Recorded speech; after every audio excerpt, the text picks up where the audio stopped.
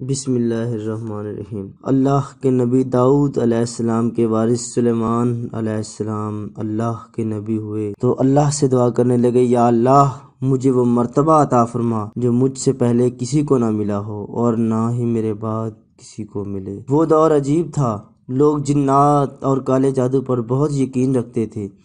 اللہ نے اپنے نبی سلیمان علیہ السلام کے لیے چرند پرند ہوا جنات کو مادیت کر دیا تھا۔ بس اللہ کے نبی جہاں بھی جانوروں اور انسانوں پہ ظلم دیکھتے وہاں پہنچ جاتے اور اپنے معجزات دکھاتے اور یوں انسانوں کو اپنے نبی ہونے کا بتاتے تو لوگ سمجھ جاتے اور سیدھے رستے پر آ جاتے۔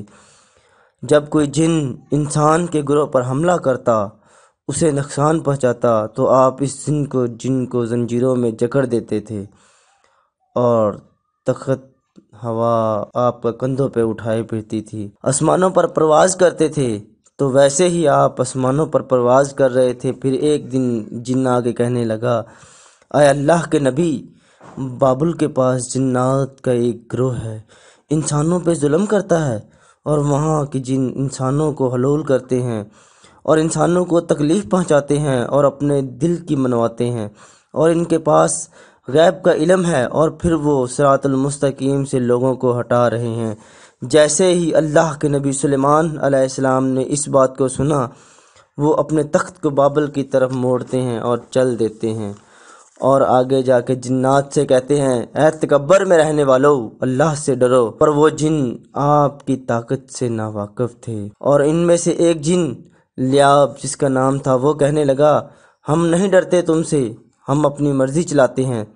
اور ان کے قبائل جن ان کو تخت چاروں طرف سے گھیر لیتے ہیں اور کہتے ہیں کہ تو واضح کر، اگر تو سچا ہے تو تو ہمیں قید کر کے دکھا۔ بس پھر یہی کہنا تھا۔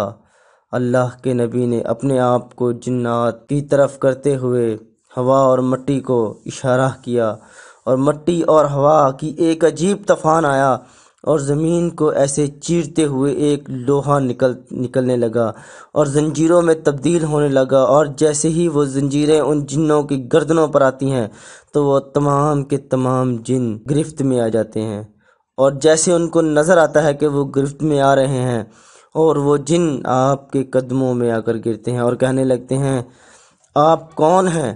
تو پھر آپ فرماتے ہیں کہ میں اللہ کا نبی داؤد کا بیٹا سلیمان علیہ السلام ہوں۔